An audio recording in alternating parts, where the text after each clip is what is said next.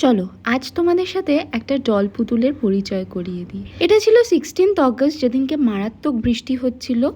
আর এরই মধ্যে আমাদের ছিল একটা রাইস সেরেমনির ইনভিটেশন।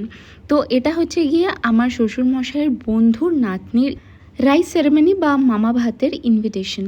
তো গিয়ে দেখলাম পুচকুটা ঘুমের টাইম, তো ওর দিদা ওকে ঘুম পাড়ানোর চেষ্টা করছিল, কিন্তু আমাদের দেখার পরে ওর হঠাৎ করে ঘুমের তন্দ্রাটা কেটে যায় এবং তারপরে উঠে বসে এবং শান্তনুকে for the very first time দেখে এবং দেখার পরে ওর রিয়াকশনটা জাস্ট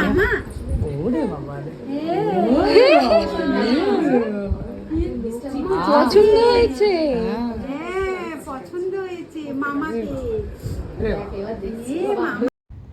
বলে রাখি, শান্তনুকে কিন্তু আগে থেকে চেনে না, বাট জানি না কেন ও কিন্তু শান্তনুর কোলে গেল, খেললো, হাসলো, খুব মজা করছিল। তো ছোট্ট সৌরাগ্নিকে অনেক অনেক ব্লেসিংস দিয়ে আমরা খেতে চলে গেলাম, যদিও ওকে ছাড়তে ইচ্ছা করছিল না, বাট ওটা ওর ঘুমের টাইম ছিল। আর আমাদের কিন্তু লাঞ্চ ইনভিটেশন ছিল। মেনুতে কী কী ছিল সেগুলো ঝট করে একটু শেয়ার করি। প্রথমেই ছিল সাদা ভাত, ভেজ ডাল, তার সাথে ছিল ঝুরি আলু ভাজা, স্যালাড, আলু পটল চিংড়ি, তারপরে ছিল কাতলা মাছের কালিয়া, এরপরে ছিল এক বাটি মাটন, যেটা কিন্তু খেতে খুবই কষ্টকর ব্যাপার হয়ে গিয়েছিল, বাট প্রত্যেকটা খাওয়ার খুব ভালো ছিল।